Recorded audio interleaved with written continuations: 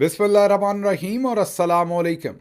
28 दिसंबर पाकिस्तान में इतवार की शाम और आसिम मुनीर्स डिफेक्टो मिलिट्री राज डे 29। याद दहानी, अगर अभी तक इस यूट्यूब चैनल को सब्सक्राइब नहीं किया तो ज़रूर कीजिए ताकि आप हमारी आवाज़ को मजबूत बना सकें। अब चलते हैं ज़रा आज की अहम ख़बरों की तरफ। आज भी आपके लिए कुछ एक्सक्लूसिव ख़बरें हैं और कुछ एक्सक्लूसिव तज्जिया है। वीलॉग थोड़ा सा फास्ट पेस होगा, कोशिश करेंगे कि इसको तमाम ख़बरें जो हमारे पास हैं वो आपको डिलीवर करें। हमने बहुत ही ज़रूरी लार्जर गेम पर बात करनी है कि आसिम मुनीर साहब ने किस तरीके से दो बड़े मुस्लिम ममालिक को इस वक्त मुसीबत में डाल दिया है। दोनों ही एक दूसरे के साथ तकरीबन नबरदज़मा हो गए हैं और वजह हम हैं उसमें, मतलब हमारा मुल्क है। ये हमारा तज्जिया है, आपके सामने तफसील से रखेंगे। तमाम जो सियाको सबाक हैं वो भी रखेंगे, कुछ फैक्ट्स भी रखेंगे और आप खुद ही डॉट कनेक्ट कर लेंगे कि हो क्या रहा है। हमने एक दिन कहा था कि कुछ लोगों ने अब अपने वज़न से खुद ही गिरना है, तो मुझे लगता है कि वो लम्हा आता जा रहा है। हमने माजी में कुछ ख़बरें आपके सामने रख छोड़ी हैं। आज जब आपके सामने ये तज्जिया रखेंगे और माजी की वो ख़बरें आपको याद करवाएंगे तो आपको पूरी तस्वीर बनती हुई सामने नज़र आएगी।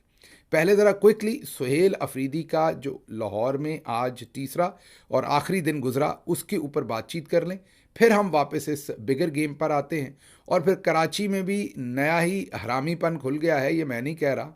आज तो हरामी हरामी का लफ्ज़ मुस्तफ़ा कमाल साहब ने बार बार अल्ताफ़ हुसैन साहब के लिए इस्तेमाल किया है। वहाँ क्या हो रहा है उसकी भी खबर लेनी है।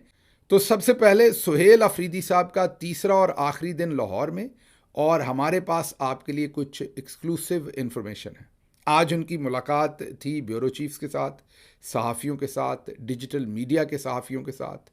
अब हमारे पास एक्सक्लूसिव ख़बर यह है कि आज जो टॉप के पाकिस्तान के 4 कह लें, 5 कह लें, 6 कह लें, आपकी मर्ज़ी है, चले सेफली हम 6 कह देते हैं, उनमें से 4 बड़े चैनल्स के ब्यूरो चीफ्स को फ़ोन करके चिड़ियाघर, जिसे आईएसआई के साथ मंसूब किया जाता है, उसके बाद आईएसपीआर के वहाँ ब्रिगेडियर साहब होते हैं, उनका भी आप सेक्टर कमांडर ही समझें, उनका जो ऑफिस है वहाँ से, और एमआई का जो वहाँ पर सेक्टर कमांडर है उनका ऑफिस है। इन तीनों ऑफिस से आप हैरान होंगे, इस छोटे से टास्क के लिए इस तीनों ऑफिस में से ब्यूरो चीफ्स को फ़ोन गए और उन्हें कहा कि आप ये बहाना बनाएं कि कल जो बदतमीज़ी हुई है, बदतमीज़ी तो उल्टी वुज़रा के साथ हुई और चीफ मिनिस्टर के साथ हुई परसों, जो ये पूछा गया कि आप स्मगलर हैं और यहाँ पर चर्स लेकर आए हैं या मंशियात आप यहाँ पर स्मगल कर रहे हैं।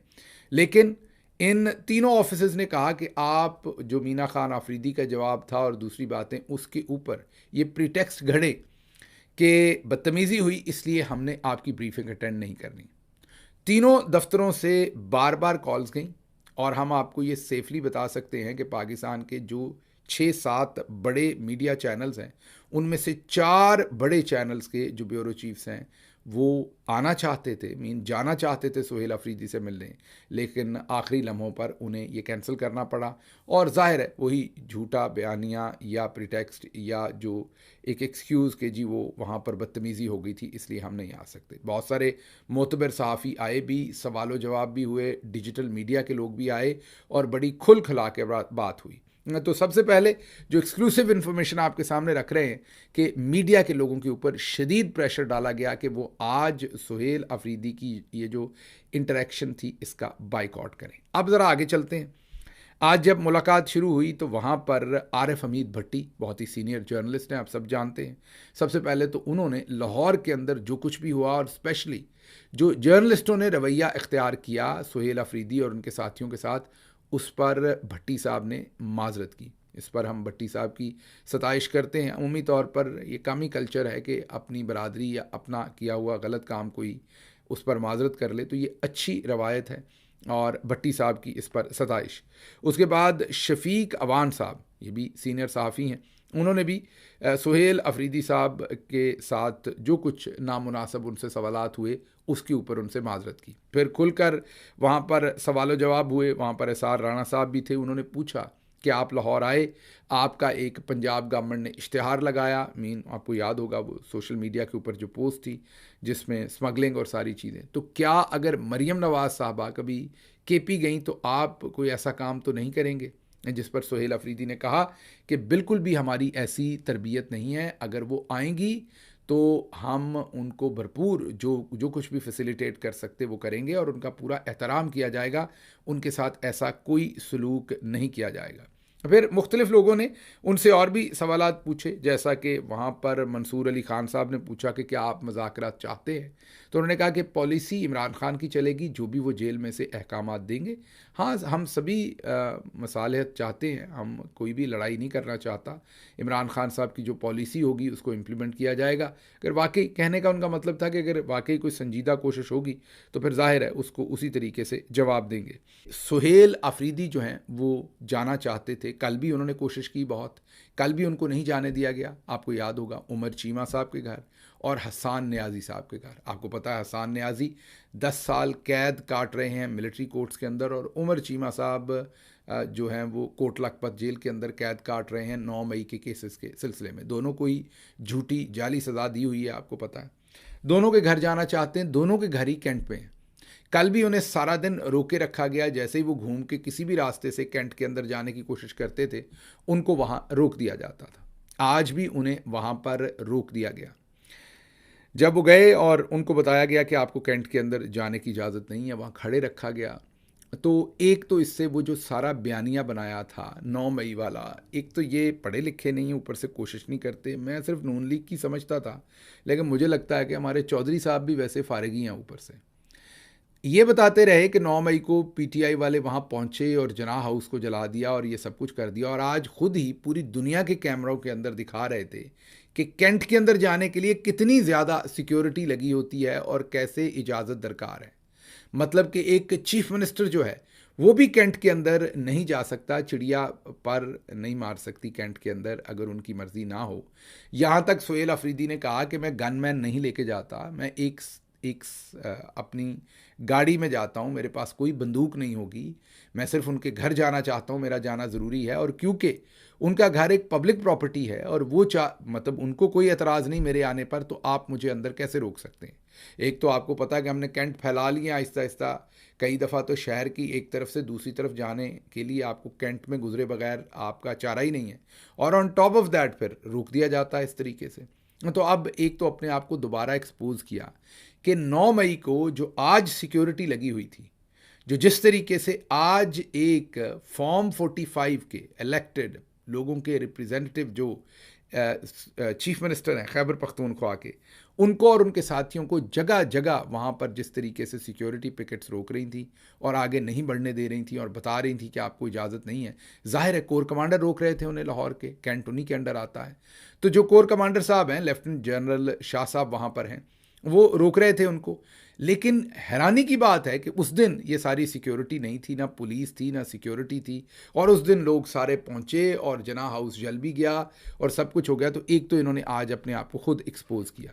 बहरहाल ये सारा दूध में मेंगने डालने के बाद इन्होंने आखिरकार फिर इजाज़त दी और सुहेल अफरीदी साहब फिर गए। अब चलते हैं अगली स्टोरी की तरफ, और जैसा हमने आपसे वादा किया था कि बड़ी इंपॉर्टेंट है, कॉम्प्लेक्स है और इसकी कई जहतें हैं। हम कुछ पहले भी कवर कर चुके हैं, कुछ आज कवर करेंगे, लार्जर पिक्चर आपको बताने की कोशिश करेंगे। और स्टोरी हमारी ये है आज, वर्दी, शादी, शोहदा का माल, ब्रादर इस्लामी मुल्क और हमारी स्पीडें। हमने इतनी स्पीड अपनी तेज़ कर ली कि अब ब्रादर इस्लामी मुल्कों को भी हमने फंसा दिया है, उनके लिए भी मसाइल खड़े कर दिए हैं। जो उनकी लार्जर फॉरेन पॉलिसी थी उसको भी जाकर हमने इतनी ज़ोर से हिट किया है कि उनको भी समझ नहीं आ रही कि हम क्या करें। आपको मैंने एक दिन कहा था कि हमने अब अपने ही वज़न पर गिरना है, हमने अपनी हैसियत से ज़्यादा अपने पाँव फैला लिए हैं और वो अब होता हुआ मुझे नज़र आ रहा है। तो डॉट कनेक्ट करके आपके सामने सिचुएशन रखते हैं, शायद मुझे भी और आपको भी इसमें से बेहतर समझने में आज कुछ मौका मिल सके। तो सबसे पहले ये तो आपको पता है कि जो यूएई के सदर हैं वो पाकिस्तान तशरीफ़ लाए। इस्लामाबाद एयरपोर्ट पर उन्होंने 2.5 से 3 घंटे ज़्यादा से ज़्यादा वो रुके, वहीं पर कुछ मुलाकातें हुई और फिर वो चल दिए। ये तो आप सबको पता है। फिर बताया गया कि एक शादी या निकाह की तकरीब थी जिसके लिए वो तशरीफ़ लाए। अब ज़राए जो हैं, जो सूतर हैं, क्योंकि अपडेट हो रही है स्टोरी, नई से नई इन्फॉर्मेशन आ रही है। अब सूत्रों के अनुसार हमारे ज़राए एक ऐसी अंदर की खबर दे रहे हैं जिसने हमें भी झटका दिया है। वो अंदर की खबर ये है कि असल मामला ये बना कि जाहिर है आप अगर मिडल ईस्ट भी देखते हैं तो उसमें बरादर इस्लामी मुल्कों में एक बड़ा भाई है, एक छोटा भाई है। एक ऐसा भाई है जहाँ पर आप सारे बहुत ज़्यादा जाना चाहते हैं। जब आप जाते हैं तो अपने लिए बहुत अकीदत का आपका समा होता है। मुल्कों के नाम में जानबूझकर नहीं ले रहा, लेकिन आप समझ जाएंगे। तो एक ऐसा मुल्क जहाँ पर आपकी अकीदत बहुत है, जहाँ पर आप बहुत जाना चाहते हैं, वो जाहिर है बड़े भाई का किरदार है उनका मिडल ईस्ट के अंदर या पूरी उम्मत मुसलमान के अंदर। समझ लें जो भी वजूहात हैं, वो जोग्राफिक वजूहात हैं, मजहबी वजूहात हैं या दूसरी वजूहात हैं, इसी वजह से उन्हें बहुत बैलेंस करना पड़ता है अपने मुल्क के अंदर भी मामला चलाने के लिए। क्योंकि लगता है आपको कई दफ़ा कि कोई बादशाह हो तो बहुत आसान होता है, हर कहीं भी हुकूमत करना आसान नहीं होता। फिर रीजनल जो दूसरे छोटे बड़े इस्लामी ममालिक हैं उन सबको मैनेज करना, एक बैलेंस मेंटेन करना। फिर मामला जो गज़ा के हैं, फ़लस्तीन के हैं, इसराइल के हैं, फिर अमेरिका के साथ, यूरोप के साथ, इंडिया के साथ, पाकिस्तान के साथ, टर्की के साथ, तमाम अपने रिलेशनशिप्स के अंदर बैलेंस क्रिएट करना उनके लिए बड़ा ज़रूरी है। क्योंकि वो चौधरी का या इस पूरे एरिया के अंदर बड़े भाई का, बड़े भाई साहब का किरदार अदा करते हैं, इसलिए प्रेशर भी उन पर ही ज़्यादा होता है, मैनेजमेंट भी उन्होंने ही ज़्यादा करनी होती है। तो इसलिए वो बड़े तरीके से चलते हैं। अब जब सदर ट्रंप आए और उन्हें पता चला कि इब्राहिमी मुआहदे पर दस्तखत किसी वक्त भी करने पड़ जाएंगे, तो उन्होंने सोचा कि सदर ट्रंप तो आपको पता है बड़े जज्बाती भी हैं और थोड़ी सी खुली डुली बात भी करते हैं, और फिर जिसके पीछे पड़ते हैं लठ लेके पड़ जाते हैं। आप देख भी चुके हैं जो उन्होंने दुर्गत मोदी की बनाई है और बाकी भी कईयों की। तो अब अक्लमंद बंदा सदर ट्रंप के साथ सीधे सींग तो नहीं फंसाता, तो उन्होंने ये कोशिश की कि इसको वाया मीडिया किसी और तरह से मैनेज करते हैं। आपने देखा होगा कि फिर एक जो खरब डॉलर की इन्वेस्टमेंट्स की बातचीत हुई कि अमेरिका के अंदर 1 खरब डॉलर की जो है वो इन्वेस्टमेंट्स होंगी। ये इतनी खतीर रकम, जाहिर अगले 3 साल अगले बंदे ने अपना वक्त गुजारना है। अब 1 खरब की इन्वेस्टमेंट होते होते भी कई साल लग जाते हैं। तो आहिस्ता आहिस्ता अपना टाइम पूरा करना है, ताकि थोड़ा सा 1 खरब का जब सामने होगी इन्वेस्टमेंट तो शायद थोड़ा सा लिहाज भी किया जाए, थोड़ा टाइम भी दिया जाए, इब्राहिमी मुआहदे के ऊपर उतनी सख्ती ना की जाए। अब जो वहाँ पर एक छोटे भाई हैं, जो छोटे भाई हैं वो बिल्कुल ऑन बोर्ड हैं ट्रंप साहब के साथ, और वो कहते हैं छेती शामी दस्ती, रावलपिंडी के एरिया में फौरी काम करने को कहते हैं दस्ती। तो दस्ती काम करें जी आप, बस जो बात कल होनी है वो आज ही करें। आपको पता है वो कबूल भी कर चुके हैं इसराइल को, मामलात भी उनके ठीक हैं। तो वो जो छोटे भाई हैं, वहीं पास ही मुल्क है एक, तो वो जो छोटे भाई हैं उन्होंने जाहिर है उनको कहा कि आप फौरी तौर पर करें। तो वो बिल्कुल ऑन बोर्ड है सदर ट्रंप के साथ। अब जो हमारे हाफिज साहब हैं उनको तो जहाज़ ऐसे मिला कि जैसे फ्री की टैक्सी मिली, उन्होंने तो घुमा दिया इंडोनेशिया, उर्दन।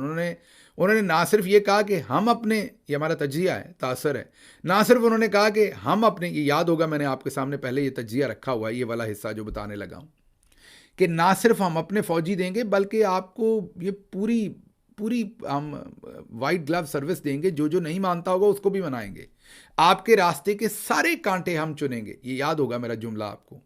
तो ना सिर्फ हमने ट्रंप से अपने फौजी भेजने का वादा किया, बल्कि हमने ये भी वादा किया कि बाकी भी सारी गेम आपके लिए सेट कर देंगे, आप परेशान ना हो।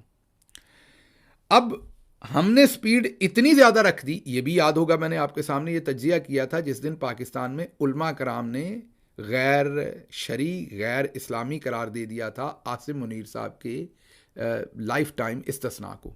उस दिन मैंने आपके सामने 3 सिनारियो रखे थे, याद होगा आपको। नंबर 1 सिनारियो रखा था कि ये कोई बरादर इस्लामी मुल्क ने उलमा को इशारा किया। नंबर 2 रखा था कि इदारे के अंदर से कोई कह रहा है कि ज़रा बैलेंस क्रिएट करें। नंबर 3 ये रखा था कि हम खुद ही करवा रहे हैं ताकि बाहर हमारा दाम जो है वो बढ़ जाए। याद है ना आपको? अब जो पहला ऑप्शन है उसकी रेलेवेंस बढ़ रही है। जो मेरा पहला एनालिसिस था कि बाहर से किसी ने उलमा कराम को प्यार से देखा है और उन्हें कहा है कि हजूर ये हमसे तो काबू नहीं आता, आप ही काबू करें अपना बंदा, ये तो कुछ ज़्यादा ही तेज़ चल पड़ा है।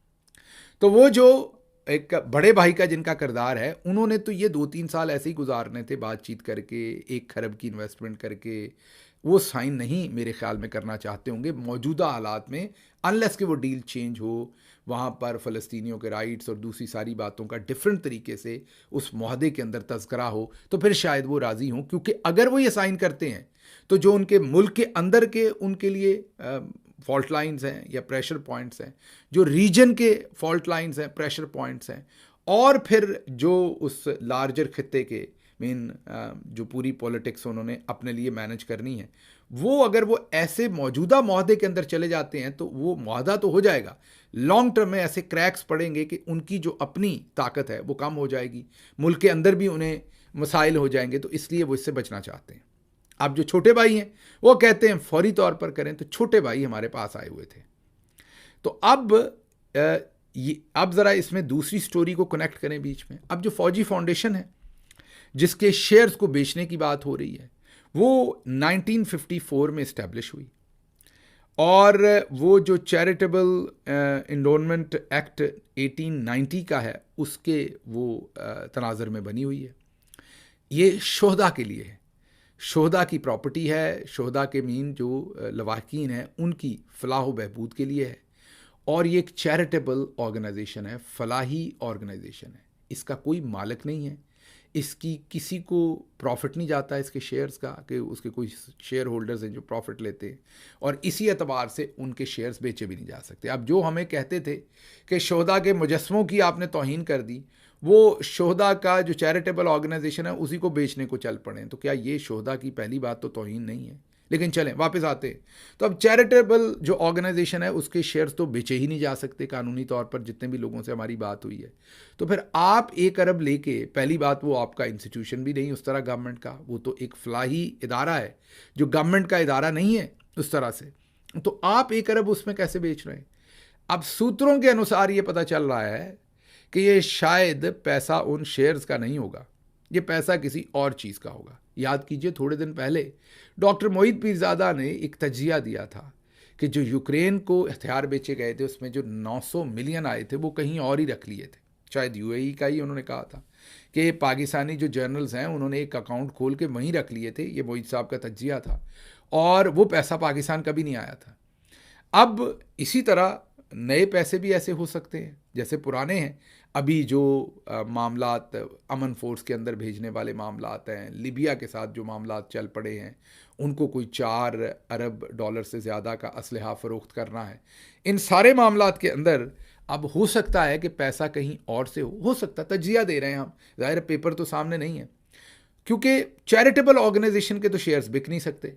तो फिर ये 1 अरब डॉलर और आने वाले वक्त में शायद मज़ीद डॉलर्स, ये हो सकता है कि किसी और चीज़ के हों, और वो किसी और मद में हमारे जो भाई साहब हैं उनके पास आएँ, जो छोटे भाई हैं उस रीजन में।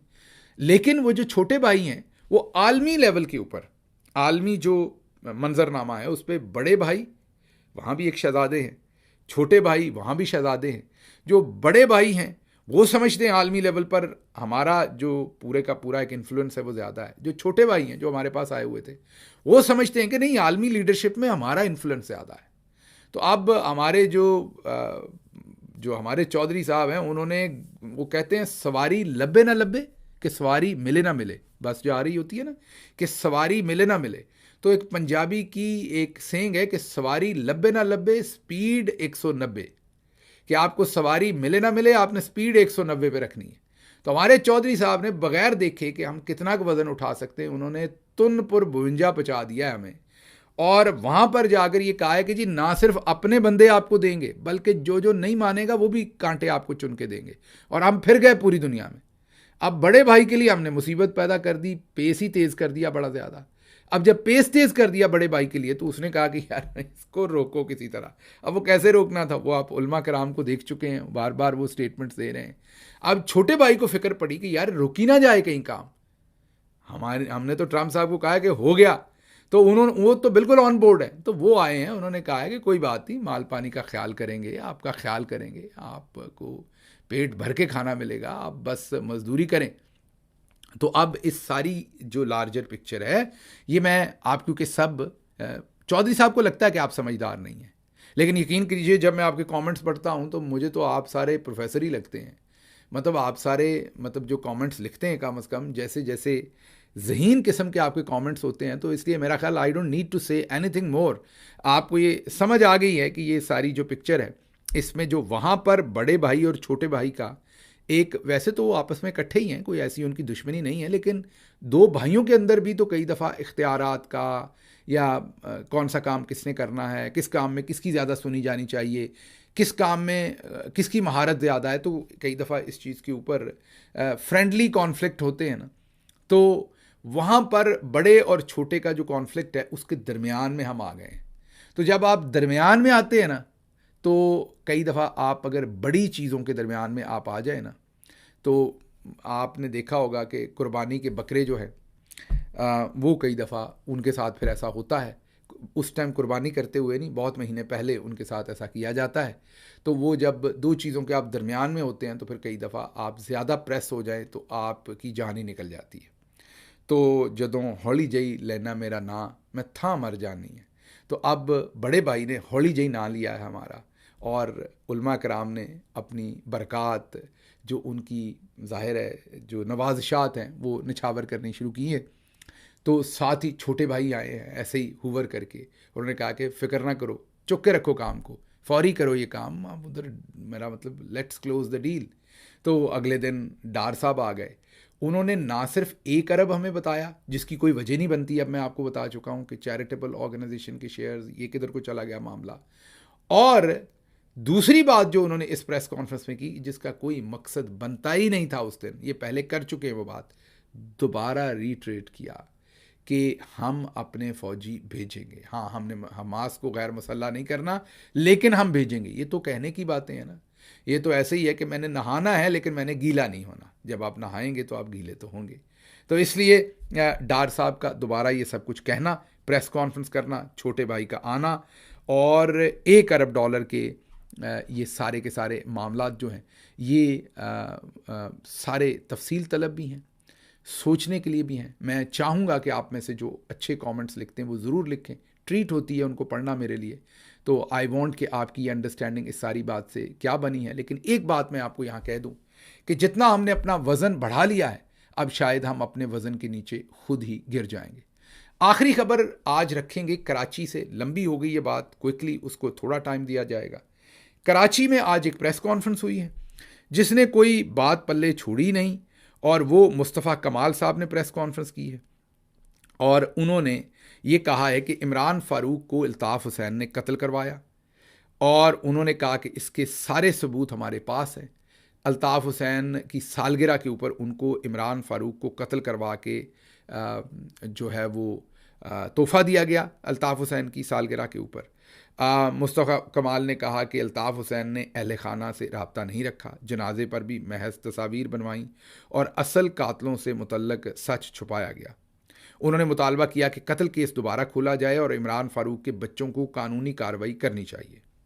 हमारे पास सबूत मौजूद हैं, इमरान फ़ारूक को कत्ल करके अल्ताफ़ हुसैन को सालगिरह का तोहफ़ा दिया गया।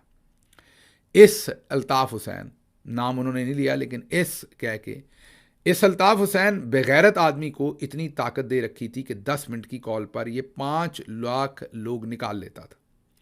इस हरामी, जी हाँ मैं नहीं कह रहा, ये मुस्तफ़ा कमाल कह रहे हैं, इस हरामी अल्ताफ़ हुसैन, नाम उन्होंने नहीं लिया, इशारा उधर ही था, को याद नहीं आया कि आईनी तरमीम करानी है। महाजर कौम बड़ी बदकिस्मत है, ऐसा क्रिमिनल मिला है। ये बगैरत कौम, ये बगैरत पूरी नस्ल खा गया है, ये बगैरत पूरी नस्ल खा गया है। ये बगैरत है, इतने झटकों के बाद भी अल्लाह तौफीक नहीं दे रहा। मैं दुआ करता हूं कि इसे उठा ले। फिर रहे साले असेंबलियों में, इस बेगैरत को शहर ने, इस हरामी को, बेगैरत आदमी बेगैरत है, बेगैरत को तौबा इसके नसीब में नहीं है। नादिर बलोच कहते हैं कि ये सारा मसला इसलिए पड़ा कि जो डॉक्टर उमर फ़ारूक की अहलिया, उनकी वफ़ात हुई थी, उनका सारा जो कफन दफन सारा इंतज़ाम बरतानिया में था वो भी अल्ताफ़ हुसैन ने किया, मैयत भी यहाँ उन्होंने भिजवाई, और जो यहाँ तदफीन का काम था वो भी उन्हीं के लोगों ने किया, और मुस्तफ़ा कमाल और दूसरे लोगों को करीब नहीं फटकने दिया। जनाजे के साथ जो MQM पाकिस्तान का ऊपर झंडा लगाना था वो भी नहीं लगाने दिया। इस वजह से वो इतने सालों के बाद अचानक उन्हें कत्ल भी याद आ गया, अचानक वो गालियां भी दे रहे हैं, हरामी और पता नहीं क्या कुछ कह रहे हैं।